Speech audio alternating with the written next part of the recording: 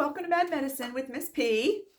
Welcome back, or if this is your first time, glad you're here. We're going to talk about NANDAs today, and I know that is very confusing for everybody, but it really is, I promise, not that difficult. One of the biggest issues I see with NANDAs is that all of the students try to go in there and look at the chart and try to find out what's wrong with the patient. She has COPD. Well, clearly she has an airway issue or a gas exchange issue. That's not how NANDAs work. So that's kind of how doctors work. That's not how nurses work. So doctors look at the medical diagnosis and see how they can get them better with a change in treatment, additional testing, or medications. Nurses do the opposite. We go into the patient's room, talk to them, care for them, assess them, see what's wrong, then decide what the biggest issue is. And that issue is what's going to determine your NANDA and your prioritizing of your NANDAs. So if you walk into a patient's room and on paper, they look like they're on death's door, and all of those issues that the chart is telling you they have, they're not exhibiting any of that, but they are very upset about being in the hospital and not being able to be home to care for their dog, and they're very worried about their dog. Well, that NANDA has nothing to do with their medical recourse right now, or their whatever kind of issues they're having as far as why they're in the hospital, let's say. So if they're pretty stable and their vital signs are good and they have no current complaints and they're not in any pain, and whatever their medical diagnosis is currently, they're not really showing any of those signs. Maybe they're even getting ready to go home. Your nursing diagnoses have to do with the patient, not the chart. You may use the chart to back up some of the issues that the patient is exhibiting, but that's not always what you're going for when you take care of the patient. So the nurse that's in the room 12 hours, a day, on and off, is not the same thing as how a doctor diagnoses that patient after seeing them for 15 minutes. So you and I that are in the room all day, every day, in these 5-6 different rooms, however many patients you have, 30 rooms if you're in a skilled facility.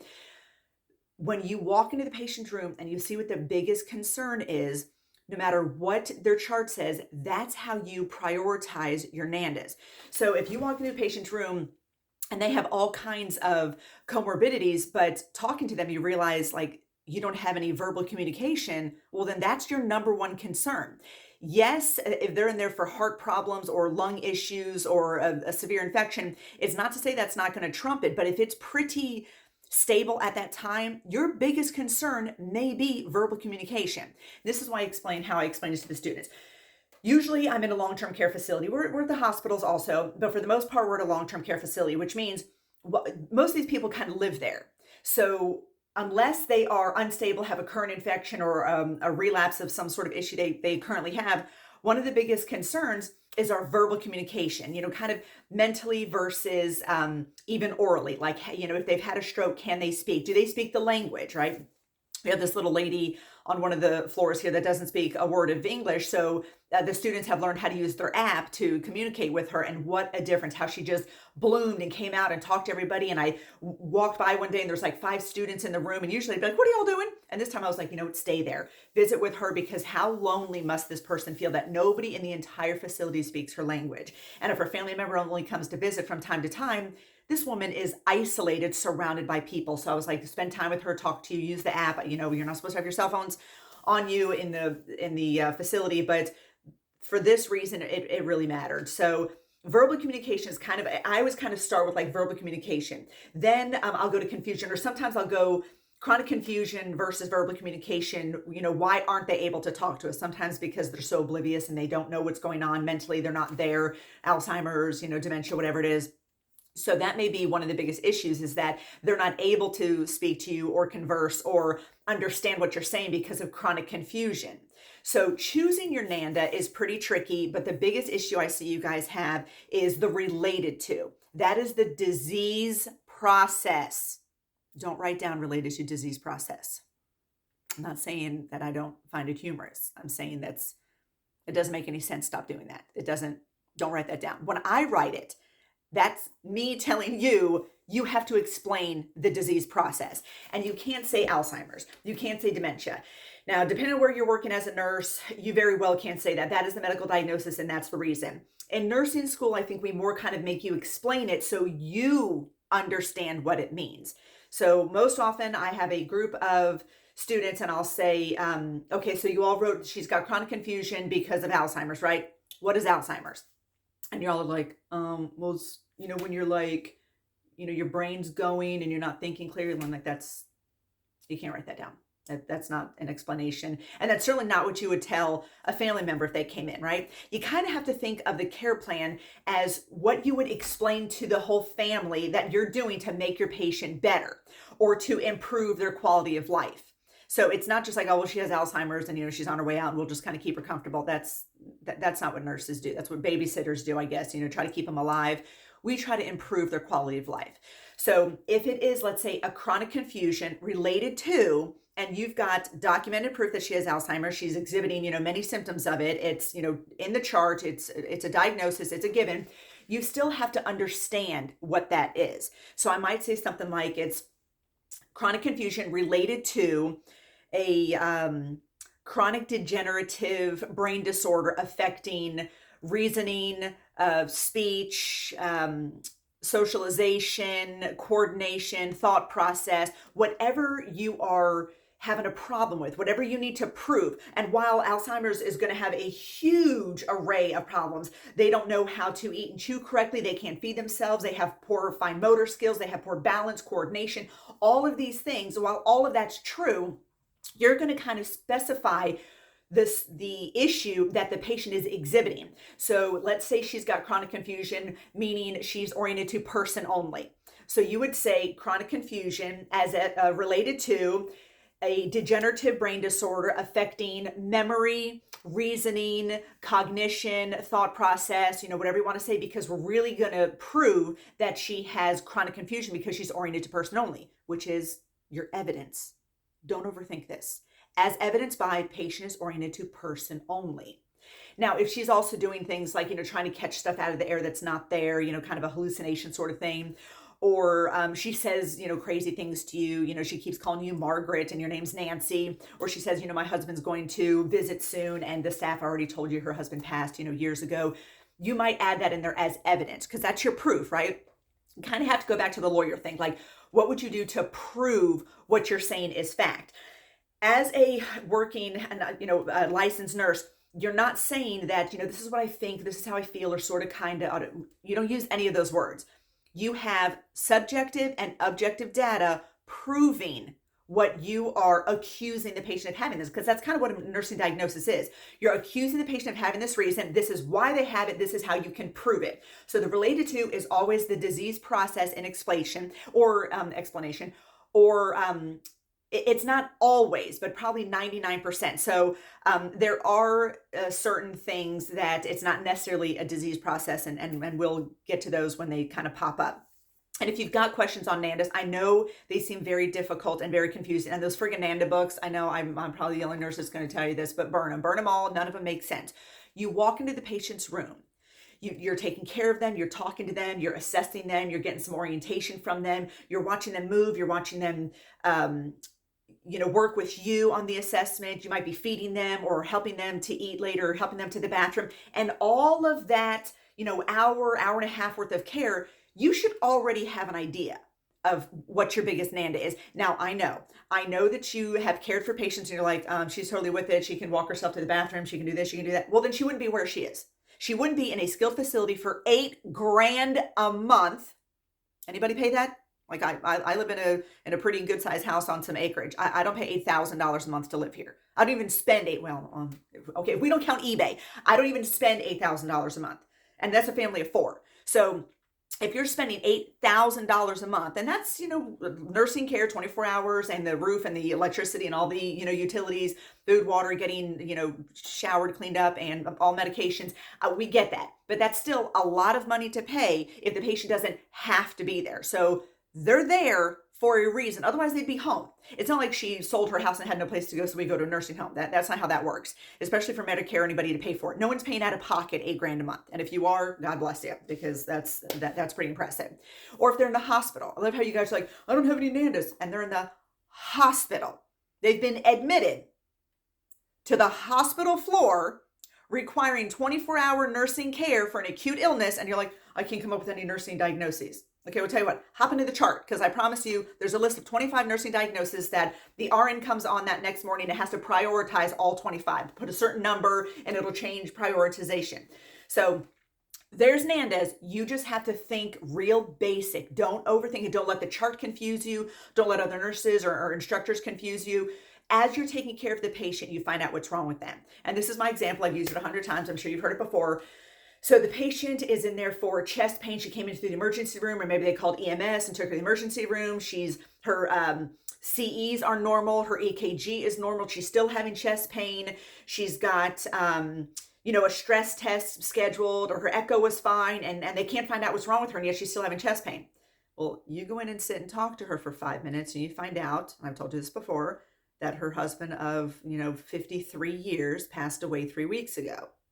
I think I've figured out why her heart hurts. It's not rocket science. She doesn't need any more testing. She doesn't need her heparin drip. She needs someone to talk to. We need some family or a social worker. We need somebody in there to talk to her. And you're only going to find that out by going in there and caring for her and seeing what's wrong. And see if you can't find out, when it started, and, get some very detailed assessment on exactly what she's feeling. And then you might find that a lot of these issues are not nearly as medical as we might think. So there's a lot to it. So we've got our chronic confusion, our verbal communication. So maybe they had a stroke, right? And you're always like, related to stroke. And then I'll say, okay, what's a stroke?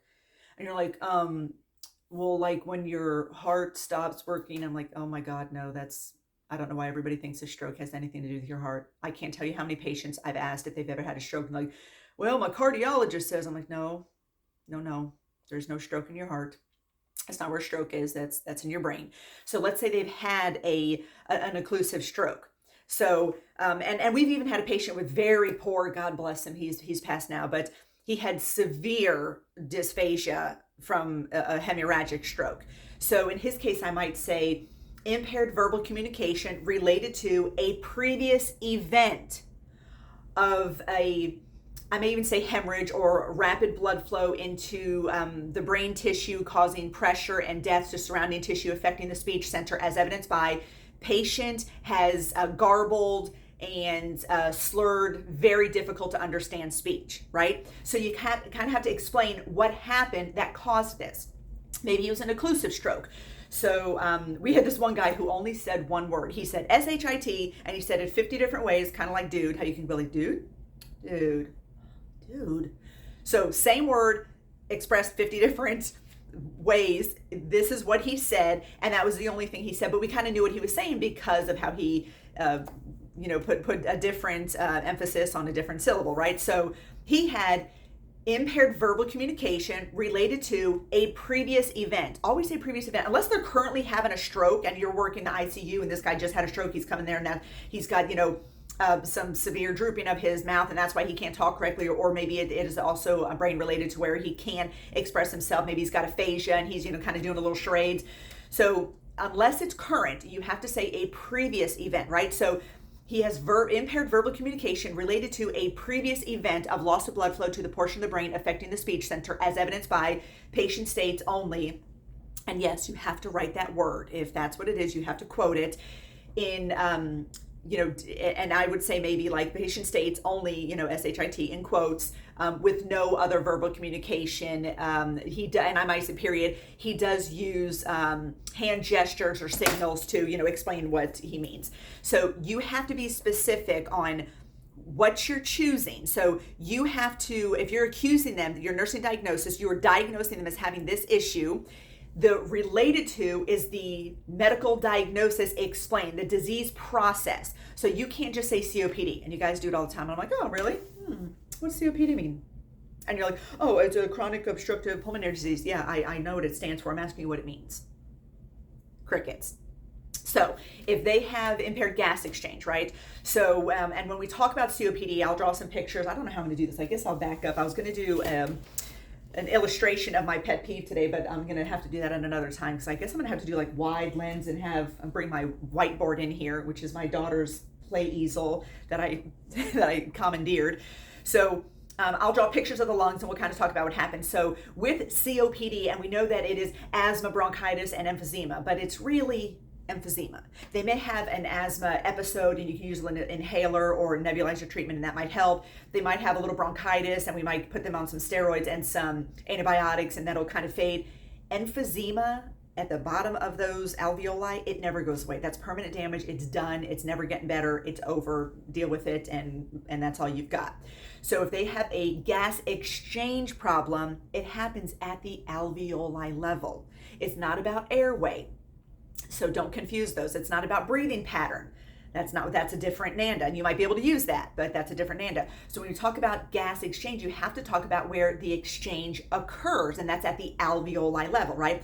So I always kind of think of the alveoli as like taut grapes covered in a mesh of like spider webs where all those arterioles and venules meet and exchange those gases, right? So the air comes in through the bronchi into the bronchioles and then kind of swirls around into that inflated little alveoli, and then it seeps through that semi-permeable membrane exchanging those gases, right? So the CO2 comes back out and the oxygen goes into the blood, right? So if you've got this taut grape that was once nice and taut and all those vessels are meeting correctly, and then you hyperexpand it with, let's say, smoking or vaping, I'm not judging, I'm just shunning. I live on sugar, so I have no way to talk, but I'm still gonna shun the smokers. So they hyperinflate and then they kind of coil back down or they stay hyperinflated. Either way, those vessels aren't meeting anymore and that exchange makes it a little bit more difficult. So you kind of have like that mylar balloon that was once nice and taut and then it's sort of shriveled up and is now just a useless thing that is no longer functioning. So when we have a gas exchange issue and it's at the alveoli level, then you have to explain. You can't say related to COPD. That's a wide range of all kinds of issues that may or may not be current. When we talk about emphysema, that is impaired gas exchange related to loss of elasticity of the alveoli wall as evidenced by, what's the only evidence you have to prove impaired gas exchange? Right, good. O2 sat. That's all you get. That's all you get. Now, if it's acute, we probably wouldn't be writing a care plan about it. And if she's changing colors and, gasping, that sort of thing, that's more of an acute airway issue, gas exchange issue, and you won't be writing a care plan about it. You're going to be fixing it right now. So gas exchange is your main proof of it being impaired, right? The actual O2 sat, and make sure you're getting a good reading. If they're all pink and talking to you, they may be living at 92, 93, and that's okay. And that is your proof, because if you take away their supplemental oxygen, then it's going to drop to 88 and they may become symptomatic, right? So you have to prove your impaired gas exchange by an O2 sat under, let's say, 95%. And that's like with O2. Most of these patients, COPD patients, are not going to not be on oxygen. They're not going to be on room air. Chances are they're going to be on oxygen because they have impaired gas exchange because their alveoli are shot, right? That's where you get into that breath sounds clear in bilateral upper lobes with expiratory wheezing in bilateral mid lobes and diminished bases, right? That's because that's choral. The alveoli is now choral, and you're not going to hear anything when that breath moves over those structures, because it's like having a handful of rocks and blowing over them. You're not going to hear anything. So that's an impaired gas exchange thing. Now that's a little extreme, being that high, but you only can prove, you can't prove it with breath sounds or anything like that. You have to prove it with an O2 sat that is usually under 95%, or give or take, depending on how much oxygen they're on. So you choose your NANDA by caring for the patient. Then if you want to prove why they have that, then you may need the chart to kind of back up their disease process. And then as evidenced by has to be proof of your NANDA. And I know sometimes you guys kind of mix that up a little bit and you have these, different things. And I'm like, no, that's proving something else. That's not what it is. So here's one you always mix up. You'll say, impaired skin integrity related to immobility as evidenced by the patient had a stroke and cannot move his limbs. God, no. All of that, no. Super, super no on all of that. If they have a wound and you're using impaired skin integrity, it's related to how that wound got there. So let's say it was a gunshot wound, right? You're literally just going to say that because that's all there's. That's not a medical diagnosis. That's literally what happened. Or if it was from, an infection, or, if it's a diabetic thing, we might have to go into circulation. But a lot of these decubiti, be very careful here, use your brain. It is not related to immobility, because then you're insinuating the staff isn't doing their job, which of course is crazy. So they may have a impaired skin integrity related to poor perfusion to the bony prominence, or wherever it may be. You might have to work that, as evidenced by describe the wound. You're not proving immobility. You're not proving the related to. You never have to prove the related to. Either the doctor proved it or the evidence will prove it. The evidence is all about proving the NANDA. So impaired skin integrity is as evidenced by describing the wound, right? Make sense? So this is what they have. This is why they have it. This is how I can prove they have it, right? Your NANDA, your nursing diagnosis, is what you're accusing them of having. This is why they have it. They're related to the disease process or affiliation to, and some of that may not be, and this is an example of that. Let's say they have, and the NANDAs change every time I turn around. I used to have a list of 20 I carried with me as an LPN or RN. And then now you have like a 3-page, 5-page front and back of 50 different things. So let's say it is imbalanced nutrition greater than body requirements. That's the most recent one. And I think now they even have obesity. I think now you don't even have to be a doctor to determine obesity. I think BMI is enough to where you can go ahead and as a nurse even diagnose that. So you might say, obesity or imbalanced nutrition greater than body requirements related to how did it happen? And this is how it happens. Greater caloric intake than energy expressed or used, or I'm sure there's a better word. We can think of something, expenditure, with a sedentary lifestyle. That's usually what it is. It's a, significant caloric intake with a sedentary lifestyle, because you're eating a whole lot and you're not moving. That's how it happens, as evidenced by their BMI. And you might even say, you can add in, their large abdominal folds, or if there's rolls or creases along their arms or legs, and plus their BMI, right? That's how you're proving it.